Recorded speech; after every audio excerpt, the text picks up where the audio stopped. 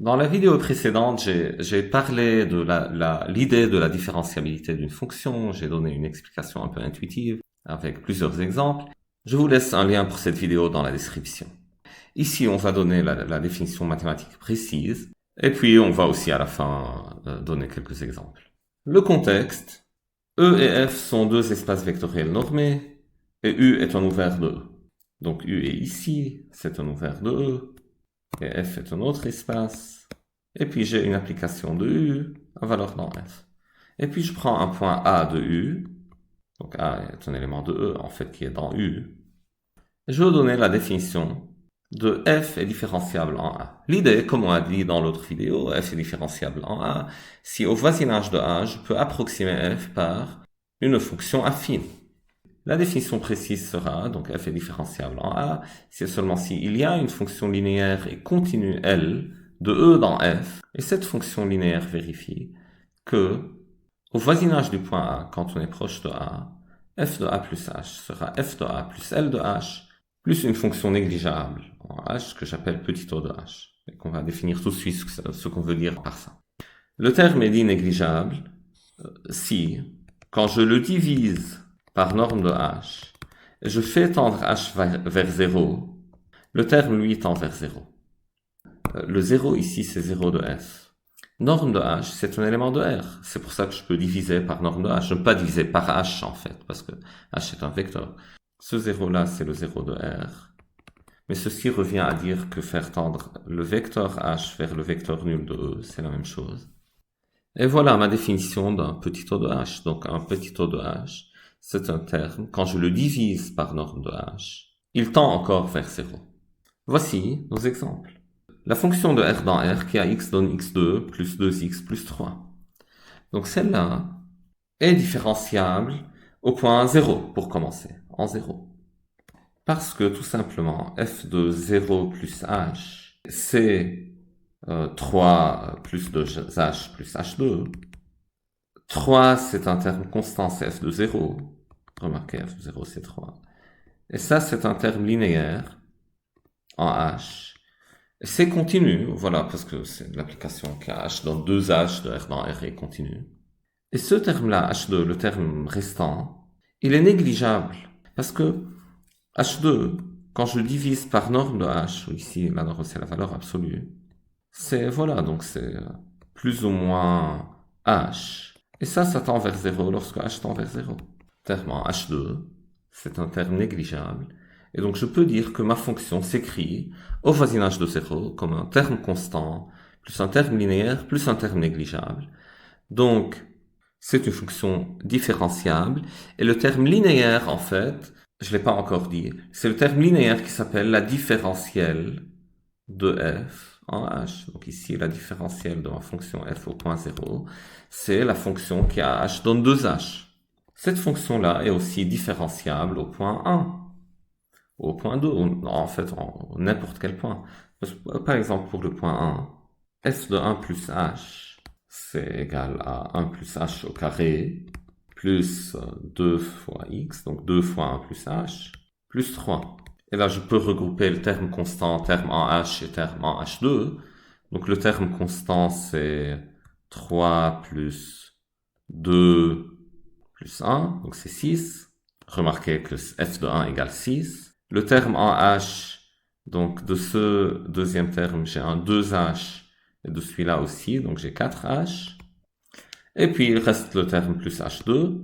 Et encore ici, ce terme-là, c'est un petit o de h, parce que le terme h2, si je le divise par norme de h, ou par ici valeur absolue de h, parce que h c'est réel ici, dépendant du fait que si h est positif ou négatif, ce sera plus ou moins h. Et ça tend vers 0 de toute façon, si h tend vers 0. Donc je peux dire que ce terme-là en h2, c'est un terme négligeable en h. Donc ici, la différentielle de f au point 1, c'est 4 identités. Donc c'est 4 id r. C'est l'application de r dans r qui a x donne 4x, oui, qui a h donne 4h. Donc voilà, toutes les fonctions polynomiales seront différenciables de toute façon, ça c'est un premier exemple. Et vous voyez, la différentiabilité, c'est comme lorsque vous écrivez les développements limités jusqu'à l'ordre 1, essentiellement. Prenez le terme constant et le terme linéaire et vous assurez que ce qui reste est négligeable. On va voir pour les fonctions de R. Dans R, différentiabilité, dérivabilité, c'est la même chose. Donc la deuxième pour la fonction de R dans R qui a x donne exponentielle x. Pareil ici, je sais que la fonction exponentielle admet un développement limité au voisinage de n'importe quel point. Par exemple, je prends ici au voisinage de point 0, le développement limité f de 0 plus h, qui est f de h en fait, c'est exponentielle h. h, c'est au voisinage de 0, c'est proche de 0. Donc c'est 1 plus h plus h2 sur 2 factoriel, plus h3 sur 3 factoriel, etc. Mais je sais si je peux arrêter mon développement limité à cet ordre-là, et je sais, d'après la formule de Taylor-Lagrange, par exemple, que ça, que ce qui reste, c'est négligeable devant h, au sens qu'on connaît, c'est que le reste, si je le divise par h, ça tend tout de même vers 0 lorsque h tend vers 0. Donc je peux dire que c'est un terme négligeable. Et donc la différentielle de la fonction exponentielle au point 0, c'est l'application qui envoie h à h. Donc c'est l'application identité de R dans R. Et je peux me poser la question de différentiabilité pour les fonctions entre n'importe quel espace vectoriel normé. Donc par exemple ici, de l'ensemble des matrices carrées de taille 2 dans lui-même. Et mon application envoie une matrice X au carré de cette matrice. Ça aussi, c'est différenciable en n'importe quel A. Donc A, n'importe quelle matrice de M2 de R. Pourquoi? F de A plus H, c'est quoi? F de A plus H, c'est A plus H au carré. Et maintenant, est-ce que je peux écrire ça comme F de A plus un terme linéaire plus un terme négligeable? J'ai la distributivité du produit matriciel par rapport à plus. Donc A plus H au carré, c'est A2 plus AH plus HA plus H2. Et remarquez, j'ai pas écrit HA plus AH, c'est 2AH, parce que le produit matriciel n'est pas commutatif. Donc HA n'est pas égal à AH. Le A2, c'est F de A. F de A, c'est A au carré. Donc ça, c'est F de A. Ça, c'est clairement un terme linéaire en H. Parce que vous le vérifiez directement, la linéarité. Donc si je l'appelle le terme là, L de H, vous voyez que L de lambda H, c'est A fois lambda H plus lambda H fois A. Mais le lambda, comme c'est un scalaire, ça peut sortir à l'extérieur. Je peux le mettre en facteur, c'est les propriétés de produit matriciel. Ce sera lambda fois AH plus HA, c'est-à-dire lambda fois L de H. Et pareil, par les propriétés de produit matriciel, L de H plus H', c'est L de H plus L de H'. Donc ce terme-là, c'est un terme linéaire. Et le terme H2, c'est un terme négligeable. Comment je sais que H2 est un terme négligeable? Je dois diviser H2 par norme de H et voir si ça tend vers 0 lorsque H tend vers 0. Et comment je sais si une matrice tend vers 0? Donc cette matrice-là, H2 sur norme de H. Comment je sais si ça tend vers 0? Je calcule la norme de cette matrice-là. Donc la norme de ce truc-là. Donc c'est la norme de 1 sur norme de H fois H. Maintenant, la question qui se pose, c'est quelle norme sur l'espace des matrices je suis en train de prendre? Je peux prendre n'importe quelle norme que je veux, vu que toutes les normes sur les matrices sont équivalentes. C'est un espace vectoriel normé de dimension finie. Je sais qu'il y a une norme sur les matrices qui vérifie cette propriété. Norme du produit, c'est plus petit que le produit des normes.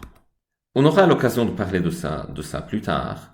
Mais juste l'idée que cette norme-là existe est pratique dans mon calcul ici. Et je peux l'utiliser parce que de toute façon, toutes les normes sont équivalentes. Donc rien ne va changer. Si quelque chose est négligeable pour l'une, ce sera négligeable pour l'autre. Donc j'utilise cette norme sur l'espace des matrices. Et maintenant, dans 1 sur norme de H, je le sors à l'extérieur.